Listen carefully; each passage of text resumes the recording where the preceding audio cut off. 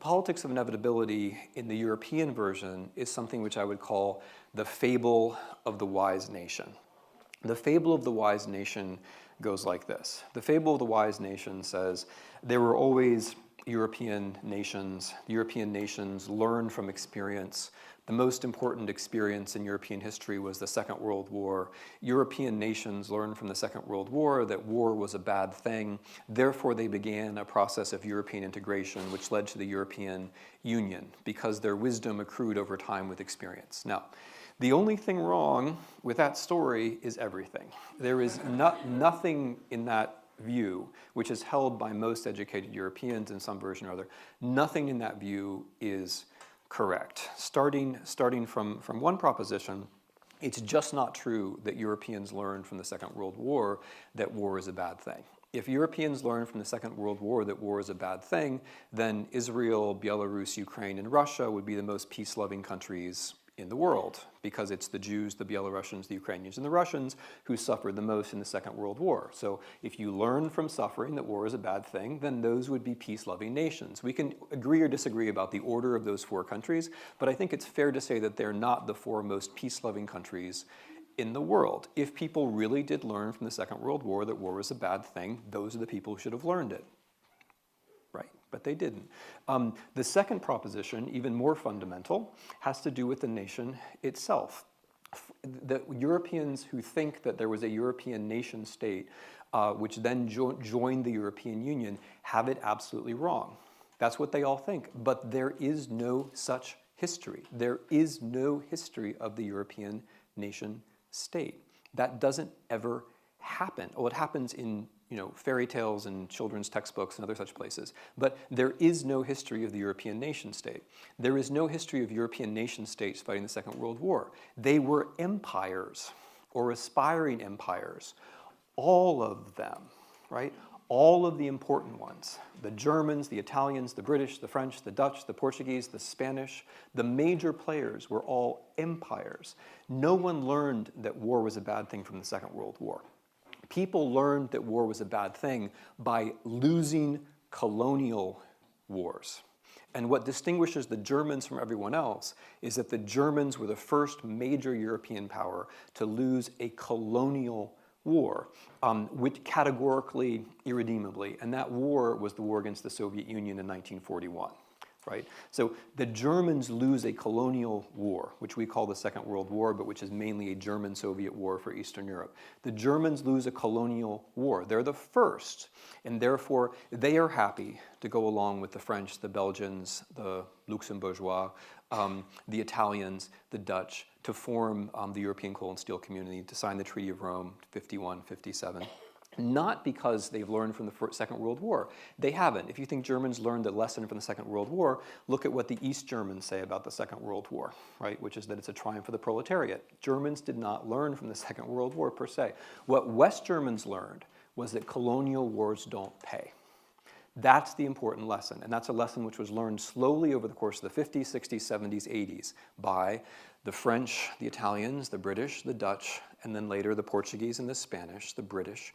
And as they lost their colonial wars, then they landed in Europe. Europe is the safe landing after empire. And then Europe allows you to tell yourself the story that we were always nations in Europe, thereby marginalizing the bloody and eventually failed history of colonialism, which is actually the main story of European history until the second half of the 20th century. So Europe is a safe landing economically, but also morally and spiritually, because it allows you to tell yourself the fable of the wise nation, which is entirely untrue. The East European variant is a little bit different, but it comes down in the same place. Well, in Eastern Europe, there was, of course, a nation state. From 1918 to 1938 or 39, there were a number of East European nation states. That's the exception that proves the rule, because they all fail. They all suffer at least two of the following three fates between 1918 and 1945. They are completely destroyed as states, they become Nazi satellites, or they become Soviet satellites. All of them suffer at least two of those three fates. All of them. In other words, the experiment of the nation state, which takes place in the interwar period, is a total and complete failure, right? The exception proves the rule. And then after 89, when these countries come out of a communist empire, what they all do is they immediately propose to move to the European Union. In other words, there is no moment where any of them say, we want to be a sovereign nation state. They all emerge from empire into the European Union, which means that the European Union is a settlement for empire for the former empires and also for the former subjects of communist empire. That is, by the way, in my opinion, the most interesting thing about the European Union. It's not a settlement of the Second World War so much as it's a settlement of the First World War, because it's the place where the new European nation states formed in 1918 finally go where they can be durably sovereign. Now, so what are the politics of eternity in the European Union? Why does the fable of the wise nation matters? Well, let's say there was a referendum on British membership in the European Union. In that referendum, the whole premise of the Leave campaign would be, you can leave the European Union and go back to Great Britain.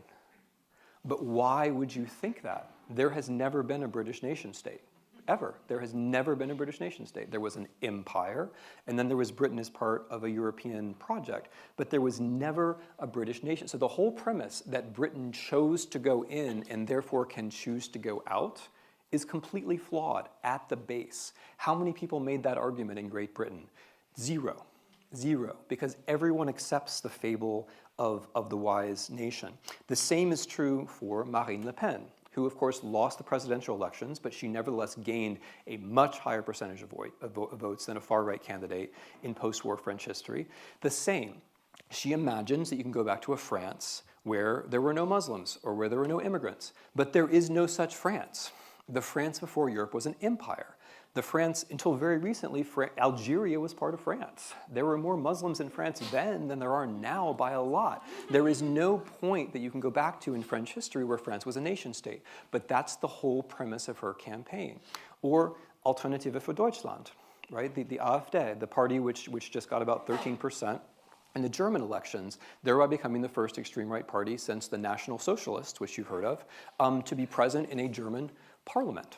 Right? After nearly a century, now in a free election in Germany, you have serious representation of what is in fact a fascist party.